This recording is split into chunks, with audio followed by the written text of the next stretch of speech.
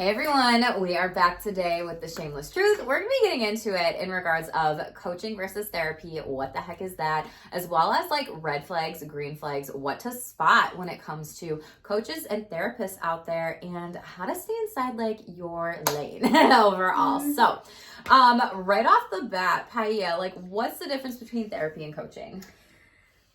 To me, therapy and coaching, I think I'm a person who likes to explain things very simple and short. To me, therapy is anything in the past that is keeping a hold on you, that is preventing you from moving forward, and that there's a lot of unresolved issues, basically, that it's now coming in your life. And to me, coaching is the here and the future and what you need to do to get there. So therapy is very much don't problem solve for them, and coaching is very much help the client problem solve. I love that. And I did a video this past week and something came up with my energy reads for y'all on my channel. Thank you for always supporting. If you know, you know. But there was something that came up where in the energy read, it was talking about like how I was talking to whichever zodiac sign about how there were certain things from the past that were triggering like in their relationship currently. That's a big thing I hear with clients so much when it comes to therapy. And they're like, holy fucking shit, I didn't even realize this is coming up in my relationship currently. Like they're projecting, displacing, a lot of defense mechanisms from the past type of stuff that they're dealing with, and they want to have a partner or a spouse to like help heal that when they have to heal that. But then it influences them with moving forward in the future, like these unconscious patterns and programming, where coaching, it's more directive and action oriented and like, what's the game plan? And so I love that you said that. And for me, coaching is like really, truly like, what is the game plan? Like, what is the play? And a lot of times in therapy, clients aren't always ready for that. And in coaching, clients are like, give me the fucking tea. Like, hurry up. It's like, okay. Coaching is like Amazon Prime. I was like Amazon Prime. Where you want it. Yeah, you want fast. And you're going to pay for it to get there faster. Yeah, and therapy is like U.S. mail. Mail. But like international. Yeah, international. From like another country or something before like that. There was Wi-Fi or anything where you would, so therapy is very much like that. Yeah, I agree. It's that long-term process, and I think coaching is more the short-term content. And a lot of times people don't understand the differences between the two. And therapy, like you're assessing for symptoms, diagnoses, mental health, different types of functioning with sexual wellness, at least for me personally, in sex therapy. And I did a video about that, like what's the difference between sex therapy and coaching and a surrogate, because we get it twisted. A lot of people get that twisted, and they are not all the same. So if that's you, let me know, boo. I will gladly link that video and send it your way for you to watch today. But this is one of the things where I also believe that, you know, coaching, like you don't have to do any of that. You don't have to assess. You don't need to ask about symptoms. You don't need to ask about, you know, a treatment plan, a goals, or all these different things. And it's more like sometimes people have been to therapy. What I've found a lot, some people have been to therapy and they haven't gotten that really good direct approach, because therapists don't always give that feedback so willingly, because readiness, so many other considerations of the client. And for those clients that are seeking good coaching, they want that. And I was telling my partner Ross the other day, like yesterday, like I feel like, you know, therapy, we have to hold back a lot. Just even saying what we fucking want in the moment sometimes. And I've got good relationships with my clients. Like, they're all fucking wonderful. Shout out to any of you if you're watching this. But yeah, like, they're like, no, please be honest with me. And I think that's what they like, is the rapport that I have with them, to be honest.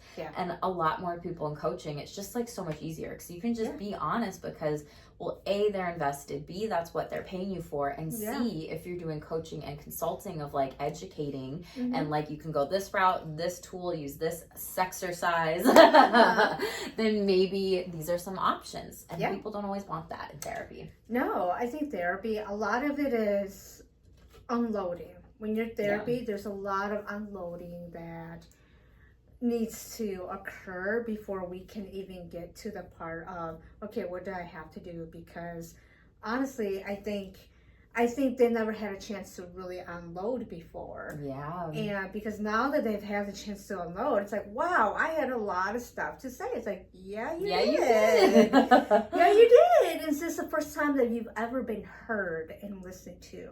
That's a great point. Like therapy is very much so, and coaching can be too, but very emotionally intimate because people are, you know, you're taking that time one-on-one to really like integrate new things, and people are like, wow, I've never shared this with anybody in my life. And it's like, well, what's going on with your family then? What's going on with your friends? How are you in relationships? How were you thriving? Were you surviving? Was there trauma? Was there a lot of things that you had to deal with overall? So that's pretty big. What are your recommendations when it comes to looking for, if someone wants to look for a therapist or a coach? Like, what are things that the audience needs to know? Well, I think it's important to say that I'm a private pay therapist. And so because I'm a private pay therapist, I think it's only fair that I find another therapist who accepts private pay versus me using my insurance, because I've learned that you get what you pay for. Yeah. You get what you pay for. And this is not to shame therapists who choose to take insurance. I found that when you take insurance, you are on a timeline. You are seeing 6, 7 people. And I know that some of you, not all of you are doing that if you are a therapist watching this. And I know that a lot of you are also taking 7, 8, 9 clients a day, and I don't want to be your 7th or 8th client of the day, because I know by then you are depleted. You're depleted, because I was depleted when I was a therapist who took insurance. I was depleted, and I'm going to be honest, when you take on that many clients, you're not emotionally present with your client. And I've talked to other people too who were telling me they're looking for a new therapist because that therapist wasn't emotionally there. And they were there to talk about grief and loss. And that's huge when you're talking about grief and loss and that therapist is like, wow, that sounds really awful. And you're like, are you just saying that because that's the response that you should say?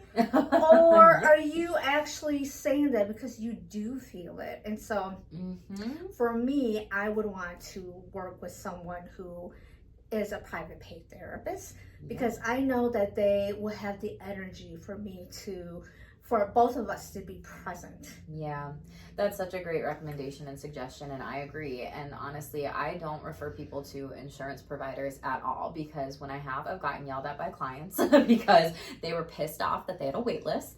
I've also heard feedback from people like, this therapist was drained, exhausted. They looked so burnt out in session. Like they weren't even emotionally there with me in this. I'm like, yeah, because that therapist probably isn't practicing what they're preaching, you know, taking good care of themselves, and just like putting their face mask on before like they come and put it on like their client for that session that day.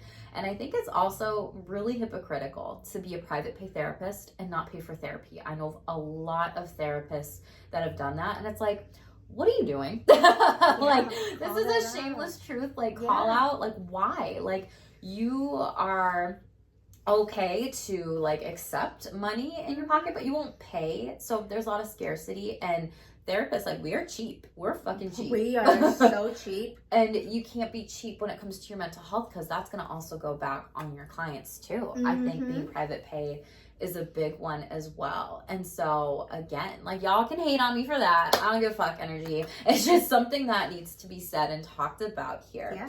I also see, you know, on the flip side of this, with therapists too who do take insurance in our Facebook groups or on LinkedIn, I see posts that literally bitch and complain about that system, but they ascribe to be in it. Why would you be in it then? My thing is, if you're going to take insurance, you don't get to complain if they don't pay you out. You don't get to complain if you've had to re-put your claims through. You don't get to use those Facebook groups as like freebie consultation, when we are taught to pay for consultation, pay for supervision, but we're not actually taught to like pay for therapy. Like, what is that about? So I think that's another big one, like shameless truth here. And maybe those are like some red flags that we're getting into when it comes to therapists specifically. But what about, before we jump more into that, any other recommendations when looking for a therapist? I think, so you mentioned something. Are they doing their own work? Yeah. Like, Agreed. are they doing their own work? Did you find a therapist who does the talk but not the walk? And we are notoriously known for that as therapists, and that's a power dynamic that we have. And sometimes it's a joke, like, oh yeah, but to me, if you are going to invest in a therapist, that therapist needs to do the talk and the walk, because they're telling you to do the talk and the walk too. They should do the talk and the walk too. I agree. I think that's so important. Like, and if they've been in therapy, if they need to go to therapy, if they need to seek other supports like coaching or other things that they can do on their own, like, then yeah, do those things. That's definitely a big one. The talk and the walk, it's kind of like that joke, like doctors make the worst patients, therapists make the worst clients sometimes. We do. Because we know too much sometimes, or we understand like we actually have to be consistent and actually put ourselves first for once, and sometimes that can be really scary, and we're human too, and it's okay to be vulnerable. One thing that you've said before that I like is also the relationship and the rapport. And I've really posted about that a lot on different social media. And like a lot of people will bitch and complain about private pay therapists, but then they won't have that rapport with their insurance therapist, whatever. And I'm like, you cannot put a price on the relationship with your therapist. You can't. And if there was anything that you were going to do, like if you were like, I want to work with this therapist in this next month, and I know I need to save this much money for it to be seen consistently for, be it 6 months or a year or whatever it is that you might be thinking about or that therapist recommends with you, like that is something that you cannot put a price on whatsoever. You're going to figure out how the hell to manifest that money. You will. Like if you want it that bad, you will. Because if you want the Amazon Prime, you're going to manifest that money. It's going to come pretty quick in coaching, right? But if you want to see the long-term game in therapy and really invest in it, you will figure out how to manifest that much to actually put towards your mental health and wellness. So I agree. No price on a therapeutic relationship whatsoever. Yeah. What about recommendations with finding a coach? Well, I think you have to identify what kind of services you're looking for. Yeah. And look at their credentials. Look at their credentials, look at their background, and, look at what type of work they did and see if it's something that it's reputable. You want to talk about Jay Shetty? Yeah. I know that some of you probably love Jay Shetty, and I have nothing against him. Yeah. What I do have is when coaches and other people practice out of their scope, where they're trying to be therapists and they have no training or background being a therapist, and they're talking as though they're therapists. They treat the trauma, the anxiety, the depression, and it's like, what is your background? It's like, oh, I'm a coach. What kind of coach are you? Yeah. So, what kind of coach are you? What is your background? Okay, you've lived it. I'm sorry, and I'm glad that you're doing better, that you had trauma, anxiety, depression. You lived it. I get it. That doesn't mean that you have the credentials to treat it. Yeah. So it doesn't mean like, oh, now I can just be a trauma coach. And trauma, you're dealing with stuff in the past. That's therapy. That's not like future type of stuff or energy, unless you're manifesting trauma and shit, which I hope nobody is. I hope nobody is. Right. And like with Jay Shetty, like it was something like you can take his program in 6 weeks, and then people were like, yeah, you can become a coach. Yeah. People were he was fucking around, and people found out. And so people like realized, damn, well, that's pretty quick. Yeah. And then even becoming a coach like in a weekend or whatever, it's like, what's the program? So like you said, with the credentials and the background, and like really checking in on specific, lived experience versus learned experience versus heard experience. And therapists, we have like the trifecta of all three. Yeah. Coaches, it might just be like, I'm a poly coach because I'm in a poly relationship. Yay, polyamory, whatever, for those of you that don't know. And then I hear from other people in the community, not clients, that they're fucking pissed that this person like couldn't actually give them, the space, the capacity, the plan on how they can do it. They just told them what they did, and then they expected it to work for that person, that couple, and opening up. And there was no credentials, there was no coaching credentials, there was no recommendations of these books on their website, not even a degree that related to the helping field. But because coaching has been blown up over the years, anybody can call themselves a coach. Anybody can be a coach. I mean, Yes. I'm sorry, you can be a kid and be a coach. You can. And I'm not trying to be ageism here, but if I didn't mean to say a little 23-year-old, because you're born in 2001, to me you're little. Yeah, you're young to you. Sure. That's very young. Yeah. I personally probably would not hire a 23-year-old to be my life coach. I would if they were an old soul like me and they had credentials of like maybe getting a therapy degree and they've done their work. Totally. Yeah. That's like the exception. I would do if they had the degree, but if they just like, I want to be a life coach because I don't want to get a master's degree. I'll be like, yeah, that's sketchy to me, right? Yeah. Because people will weave around that too. So no, like, and I say like me because if y'all don't know, like if you haven't seen my channel, a lot of people have called me like wise beyond her years, an old soul, whatever. I've had people think I'm 18. I've got rabbits coming outside, but I've had people thinking that I'm like 18, like doing therapy with them. Like if I haven't worn makeup or like doing coaching with them, they're like, how old is Jackie? I'm like, yo, girl, you fraud. Yeah, no, they wonder about me, and I'm not. I literally have the credentials, everything like that. But it's just funny. So like, and people, even I've gotten questions from like coaching clients, like, how old are you? Because you seem to have your shit together, and like you just know so much. And I'm like, I'm constantly doing my fucking work.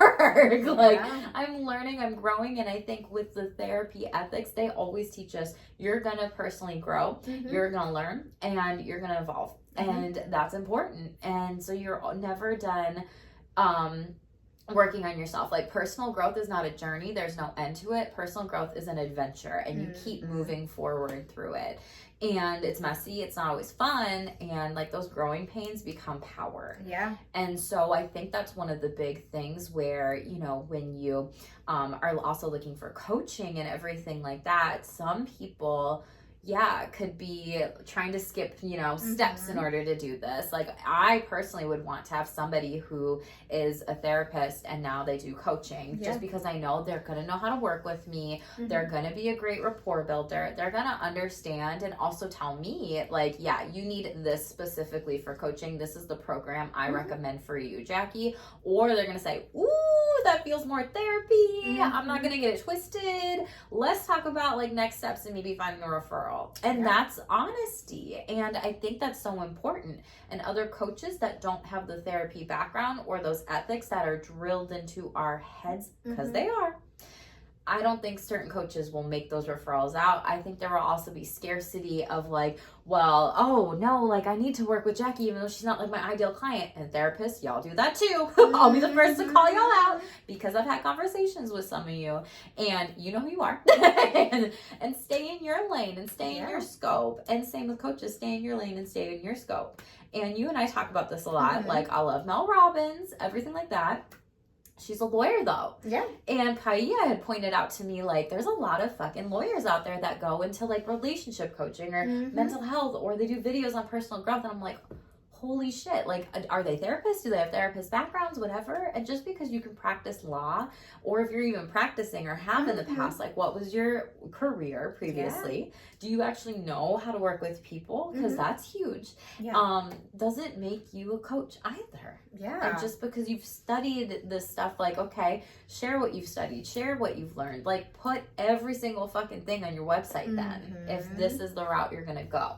Exactly. And I found this out when I was doing a lot of reading about mental health in the workplace and how to improve the mental health of your employees. And I was reading all these books and I was thinking, I thought it's going to have some grand, like, oh my God. Like this is it. This is the answer. I was like, this is like 101 trauma.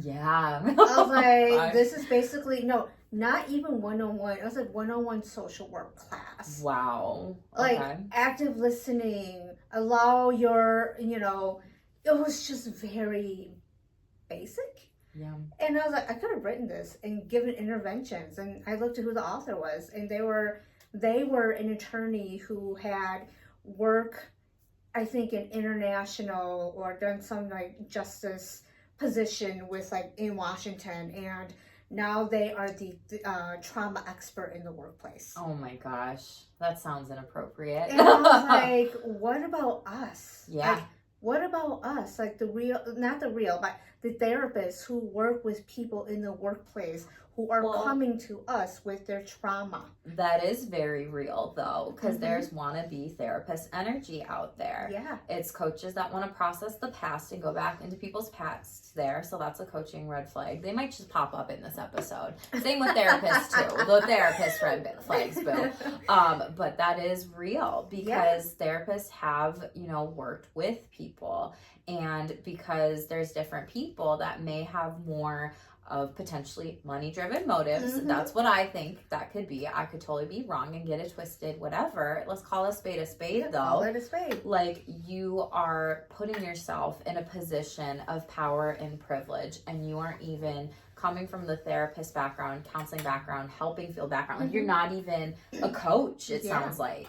Yeah. So, like, you didn't even have, like, a coaching degree or training, even if it was a long-term one. That's a green flag of coaches, 6 months to a year. For all y'all out there who do that, props to fucking you. So, like, this person didn't even do the things. They were very business schemy. I'm going to make this 6 figures or maybe 5 figures, maybe even 7 figures from this big company here. Yeah. Because therapists aren't going to do it. And they're... I think like other fields, like an attorney and business fields, they're great at promoting themselves. Yeah. They're great at promoting themselves. They are great at talking. They're great at being shameless. Yeah. And not that that's bad. No, it's not. They know how to play the game. They know how to play the game, and more power to you. And therapists, we don't know how to play the game. No. We're too afraid to play the game. We're like wallflowers because we feel... You can correct me if I'm wrong. We feel that we're always breaking ethics. Oh, we are and we aren't. Like, we are probably and because of that. Yeah. Like, obviously that always depends. But like, there's just like stupid small stuff. And we're like, that's not even breaking ethics. Right. And because we're so afraid, we're afraid to put ourselves out there. We're afraid to say, hey, we know this stuff. We know this stuff. We don't like to self-promote. We don't like to be shameless because we've been told to be very humble. Yep. When I think about our field, I think of the classic good girl. Yep. Like, we're the good girls. Like, oh, we don't do that. Oh, we're not like that. Oh, they're you only get to take 10% of like the client actually doing stuff. So we're like the real good girls where we've been told to be very quiet, don't put ourselves out there. We're the wallflowers, and we watch the, attorneys and doctors be the debutantes and Bella the Ball, and we're just seething with like envy. We're the peasants. We're the peasants. And we're just seething with envy while they get all the attention. And and it's up to us to really put ourselves out there and say, hey, this is our jam. Yep. This is our jam. If you want to know and you want if you want a company or a team to help you, get us. We're the one. Relationships. We're all about relationships. We are the experts in all of this. So we have to self-promote out there, us too. We can write the book. Shoot, maybe I'll write the book. Yeah, rewrite the book. Seriously, yeah, we'll I write bet the people books. Want to be able to hear that perspective. But that's so true. And it's like, again, like we get drilled in our heads ethics, going back to that, to stay inside our scope of practice. So it's like, if you are coming from that background of being a lawyer and then you're like, well, I want to go into mental health here. Well, how about you go back to school, get the degree first? And then like maybe you talk to these big corporations here. But it's also like, once these people have built like these relationships with these big corporations, getting these contracts, it's like too late. They're like, well, they already know so much. And it's like, well, did they just read, or are they actually like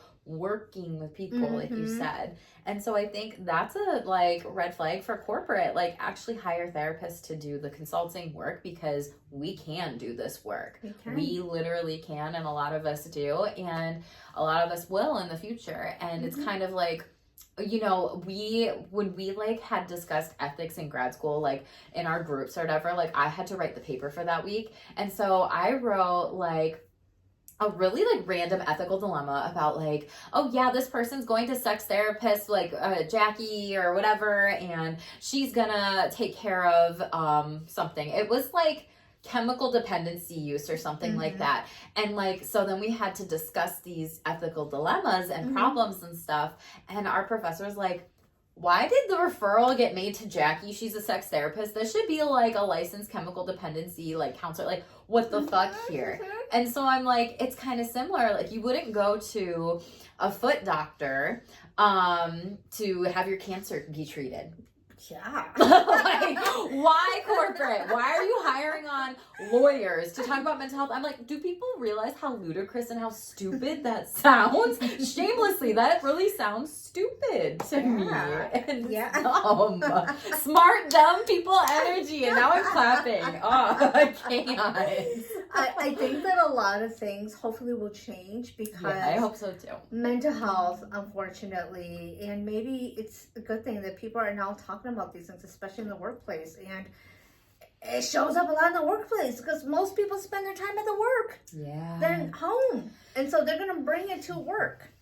40 plus hours, they're gonna bring that shit to work. And then there's burnout, and then there's stress, and then there's anxiety, and then there's depression, and then there's other mental health diagnoses. And there's lack of productivity. All that equals to lack of productivity. And if you don't actually know how to work with those diagnoses, then maybe you should not be a consultant. That's my shameless truth with this. Like, are you really practicing within your ethical scope to be a mental health consultant when you don't have the background in it?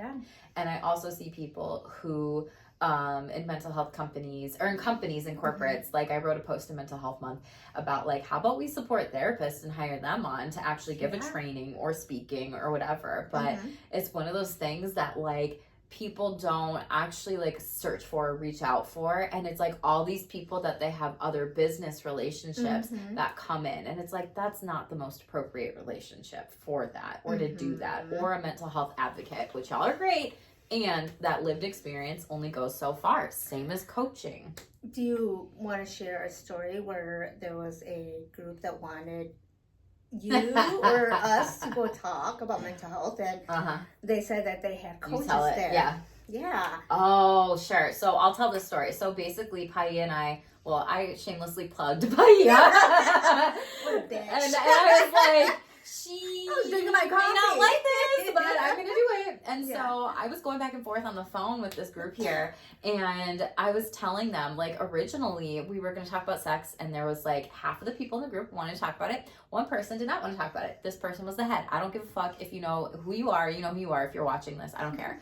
And basically, because that person was so uncomfortable, I'm pretty sure that was like the whole decision not to have me come talk about sex. So it's like, if you're not even talking about sex and sexual wellness, what are you doing and what else are you uncomfortable with, and what's going on in your life, like past, present, future, in regards of your mental health, your physical health, your sexual wellness. There's certain things that you probably have in your subconscious psyche you don't even realize that is influencing you. And so then I got that phone call, right? And then they were like, well, we could also talk about coaching, and what was it that I told you? Mental health. Oh yeah, mental health and coaching and relationships. And she was like, yeah, we've got this one person who is a relationship coach. And I'm like, oh, great. Like, is she a therapist? Well, no. Oh, okay. Well, okay, who's the other person? Oh, we have this person who's a hypnotherapist. And I'm like, oh, are they, a therapist? No, they're a coach. And I'm like, why are we talking about mental health from a coaching perspective? That's not right unless you have therapists who are a coach. And so for me, like, I'm going to be honest, that's what staying shameless really is for me personally. It's that number one value of mine that comes up consistently. And I told this person, I'm going to be honest with you, and I don't think that that is the best plan. You have people that are coaches that potentially have some things that are unhealed in them that they haven't worked on, because I know one of them, and they had not worked on some stuff, right? And they're going to be talking about mental health. Like, that's convenient for you to just skim over this shit, but then you get to share a part of your story but not actually work on it. And I advocate for therapists a lot in this field. I feel like I do. I know I do. And I said, you need to be having therapists to talk about this, not these coaches. These coaches could just be calling themselves coaches. They could have never been certified. These coaches could be coming from the medical field where they're a doctor, a nurse, a chiropractor, a PT, a whatever, occupational therapist, a med prescriber. Like, when they have not been trained in mental health, and they need to stay in their lane and their ethical scope of practice. And so many people love just coming into this field to talk about mental health, which it's great to have those conversations. However, you are only the expert on your experience, especially if you aren't a therapist. And if you aren't even going to therapy and paying private pay for this work to be good and consistent, what are you doing? Like, you're not working on yourself. So that was annoying. So then we went back and forth, and then she goes back to the committee, and Poiab brought up this point, which I thought was great. How I was like, oh, they want to do a mental health like thing, and I told them about like you and trauma and whatever. And then she brought up the point like, oh, mental health, and they loved that. Like, that's the same as sexual health, right? And I'm like, oh, damn. It's like, Poiab, I didn't even think about that, but you're right. Yeah. So it's wild. Yeah. And you brought up a great point. I think people who are not trained will say things like, well, that didn't happen to me. Yes. And it's so shaming and it's so psychologically and emotionally abusive. Yeah, well, that didn't happen to me. Yeah. I don't know what you're talking about. If that was your lived experience and that didn't happen to you, I'm glad. Yeah. I'm glad that never happened to you. However, that does not mean that it did not happen to anybody else. Right. And a lot of people come from that perspective. Yes. It didn't happen to me. So because it didn't happen to me, it doesn't exist. Yes. And then they just dismiss the client's experience, which is really sketchy and scary if they are a coach out there too. And sometimes people, another red flag as a coach is, I'm going to go back to this for a hot minute, is when they think I'm working harder than the client.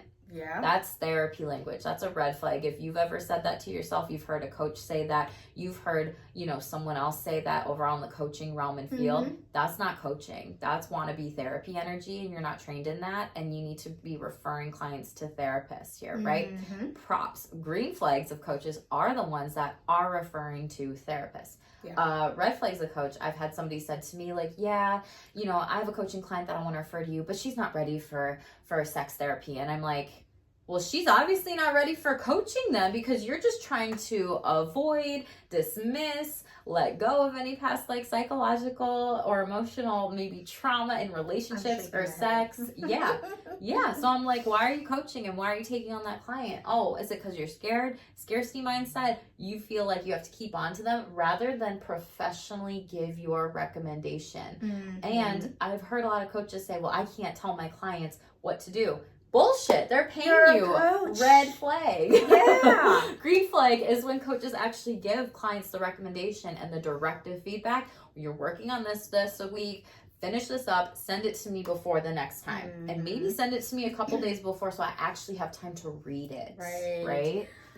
If you have to choose between therapy and coaching, and I would say do therapy first. Yeah. And you've talked about like even doing both and like doing them together. You can do both. Yeah. But if you had to choose one over the other, I would say do therapy first, because if you can't work on your past, is going to impact your current behavior. And if you can't move forward, you're probably not ready for coaching. Yeah, that's a great point. Yeah. So it's even about like checking the red flags and green flags within ourselves here. And it's kind of interesting, like when therapy comes to like a natural, like it's very solution focused. Like, so there's solution. It feels like more of a coaching dynamic and relationship. And it's kind of sad because of all the different dynamics that clients might have. Well, I've never had a really great relationship with a therapist, or I've never, they were not the right fit for me. We didn't actually get to like end well. They've never gotten to that part where it's like, yay, like you don't need me anymore. Right? Yeah. And so that's the part too, like therapy really does come to like a natural ending.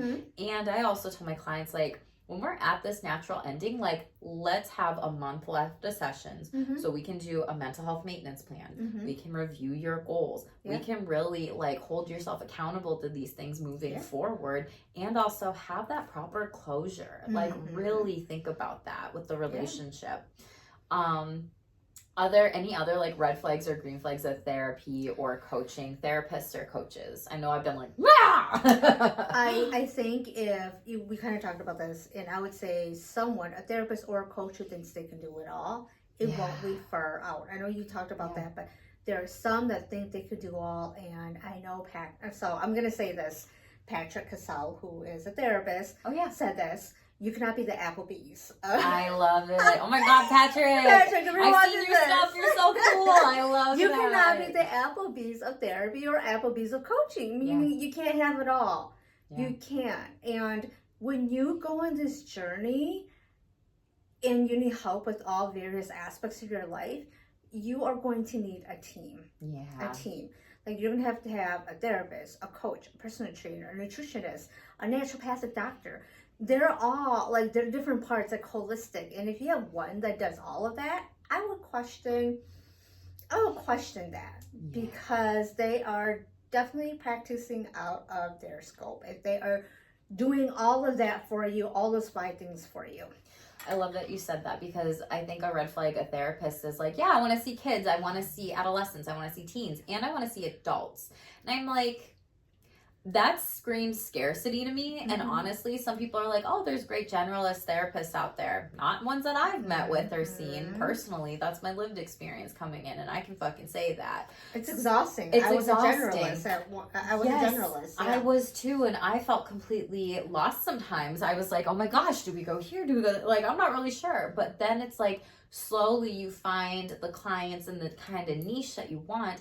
And it can be scary to, like, skim down into that, but then that's a green flag that you're growing personally as a therapist, and you've really kind of, like, found your jam of clients and what is natural. Like, you can't treat every diagnosis. I don't think you can help every single fucking age group at the same time. And, like, I don't think you can really use every single theory either. No. Like, can you take parts? Sure, absolutely. Definitely. But it's probably not going to be, like, every little thing. And you might also just create your own. And if you do, like, green flag, like, that's also growth of something that maybe helped a client, and then it works, and then it helps more clients. And so it's also thinking about those pieces as well. So yeah, like, someone that does it all. I think a red flag of coaches is working with a coach for more than a year. That screams wannabe therapy energy for me. And I also think red flag a coach is someone that's trying to process and doesn't actually have a specific program telling you what to work on week to week, giving you that direction and that guidance. And if you're like, I'm just going to show up to coaching today, I don't really know what I want to talk about, that's therapy. You're not getting coached. I don't hate to say it. This is the shameless truth. So I'm going to be honest with you, because I care about all of you that are watching this right now. And maybe that's something where, if you work with a coach, because there are coaches that have, like, 6-month programs, 3 months, 12 months. It's like, here's this program, but then there's this program, and this is like the beginner into order to get the basic stuff of whatever I'm helping you with. And then this is the next level, and this is the next level. That's much different, especially when you get a lot of guidance and exercises. Those are really green flags of coaches, where they give you the how, not the what, the how, and all the answers of, like, how to really do that. And I think a red flag of therapists is not letting go of clients that are not good fits for you, and just hanging on to them just because you might like them. Right. You know?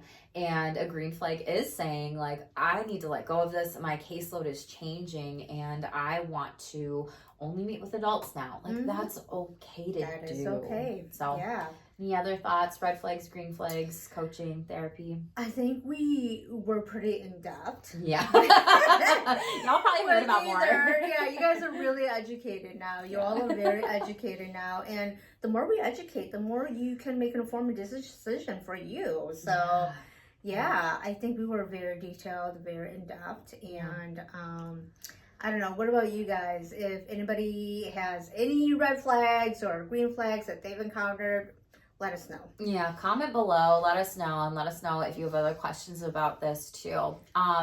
What kind of coaching do you do? Let's talk about that before we go. Yeah, so I do empowerment life coaching. I help people create the life that they want. Hell yeah. I empower you to create the life that you want because it's so important that other people may say, well, that's how your life is going to be. You're going to say, fuck no, I get to choose my life. I get to build my life. Mm-hmm. And so I help people do that. Mm-hmm. So yeah, it's so exciting to empower people that say, you know what, you don't have to fucking languish. Just because other people are languishing, you don't have to languish with them. You can decide what kind of life you want. Mm-hmm.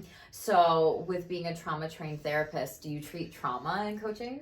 No. Are you a trauma coach? I'm not a trauma coach. Okay. No. Do you go back in the past with people? No. Okay.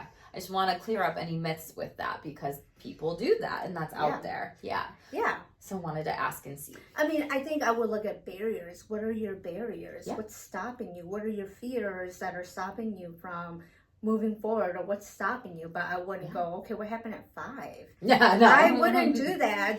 That would be therapy. And if I work with someone, I said, you know, you have a lot of unresolved issues. I feel that seeing a therapist will be very helpful because it seems like there's things that you have not healed from that is really showing up right now. Maybe that's grief and loss that is showing up, and you have not been able to heal or let go from that, and it's hard for you to move forward to create the life that you want. Yeah. So it's always being aware of that, and I know that some coaches I have someone that I can refer to you. And if you're a coach who is trying to help the client solve their past, I would say you are practicing beyond your scope. Yeah, that's a great point. And I love that you said that. And I just wanted to ask you those questions just to make sure that people don't get it twisted, because it's just so true. So empowerment life coaching is what Poiab Vue does. And I love it. Really creating the dream life and stepping into your destiny and all the things. For those of you that don't know or that are new on my channel, I will do coaching for sexual wellness. So a lot of people have actually reached out to me in the last year for astrosex. So getting that astrosex birth chart reading done. Yeah. Learning about turn-ons, turn-offs. Really incorporating sexual self-care exercises based on the zodiac signs, which I love doing. And as well as just sexual wellness coaching. And that is really broad in itself, but the clients will tell me what they want to work on. And that's what I love. And a lot of times it's really learning about my body. It's learning about my body's turn-ons. It's sex toy education. It's lube. It's sexual self-care. It's so many different sex exercises that we do. And people are like, wow, I had no idea that this was even out there. So I'm very directive. I give my clients shout out to all my coaching clients that are out there if you're watching this, but I've literally been am I overwhelming you with resources? And they're like, no, give me all of this. And sometimes we are just educating them, on the body and proper terms, because maybe they didn't get that good sex education growing up, but I'm not going back into the past and processing that. I'm really incorporating, well, let's do it now. Let's talk about this now, and let's use these proper terms, and let's not, body shame ourselves or call this a taco when that is not what this is. Right? So I love being able to do that and help people with that too. And I have done some business coaching with folks in the past as well, but in the future we will be, doing some more spiritual wellness coaching and all the damn things. Coaching. So, final thoughts on this episode. Lots of different things we discussed today. Any thoughts? I think it's a great education, and I wanted to do this episode because there's so much about coaching and therapy, and I don't want to say there's a lack of misunderstanding both coaching and therapy, and our aim is to really educate not just coaches, therapists, and our audiences about what is the difference, because a lot of people don't understand who they should be working with, and sometimes it's one or the other, or sometimes it's both. Yeah, absolutely. Yeah, so always ask and see, that recommendations from, that therapist if they do therapy, if they do coaching, if they do a both and approach, if they've got referrals, recommendations too. So I love it. So as always, this is the Shameless Truth. Make sure to comment any questions that you have for Poiab and I below. Any other episodes that you want to see in the future, if they feel aligned, we will definitely consider them too. Like this video, especially if you learned anything new and if this was helpful for you, or you just love our energy, Bo. So as always, stay shameless and own it.